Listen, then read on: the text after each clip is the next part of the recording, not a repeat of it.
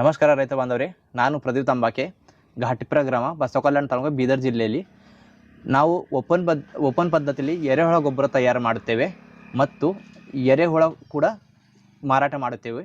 ನಾವು ಎರೆಹುಳ ಗೊಬ್ಬರ ಯಾವ ಥರ ಮಾಡಬೇಕು, ಅದು ಯಾರಿಗೆ ಎರೆಹುಳ ಗೊಬ್ಬರ ಬಿಸ್ನೆಸ್ ಮಾಡುತ್ತೆ ಅಂಥವ್ರಿಗೆ ಫುಲ್ ಗೈಡು ಮಾಡ್ತೇವೆ. ಎರೆಹುಳ ಬೇಕಾದರೆ ಎರೆಹುಳ ಕೊಡುತ್ತೇವೆ.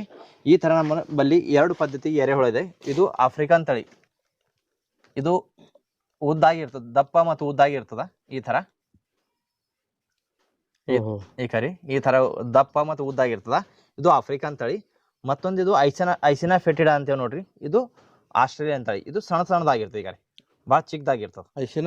ಐಸಿನಾ ಫೆಟಿಡಾ ಇದು ಸಣ್ಣದಾಗಿರ್ತದೆ. ಈ ಥರ ಏನು ಕಾಣ್ತಾವೆ ನೋಡ್ರಿ, ಇವೆಲ್ಲ ಇದು ಐಸಿನಾ ಫೆಟಿಡಾ. ನೀವು ಇದು ಬೇಕಾದ್ರೂ 2 ಕೊಡ್ತೇವೆ, ಇಲ್ಲಾಂದ್ರೆ ಬೇರೆ ಸೆಪ್ರೇಟ್ ಕೊಡ್ತೇವೆ. ಇದು 300 ರೂಪಾಯಿ ಕೆಜಿಲಿಂದ ಕೊಡ್ತೇವೆ.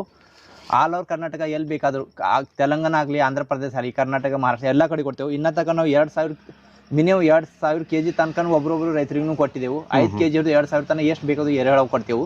ಮಿನಿಮಮ್ ಆರ್ಡರ್ ಎಷ್ಟು ಮಾಡ್ಬೇಕು ಸರ್? ಮಿನಿಮಮ್ 5 ಕೆಜಿ ರೀ. ಟ್ರಾನ್ಸ್ಪೋರ್ಟ್ ನಿಮ್ಗೆ ಹೊರಗಡೆ ಬೇಕಿತ್ತ ಮಿನಿಮಮ್ 5 ಕೆಜಿ ಬೇಕ್ರಿ.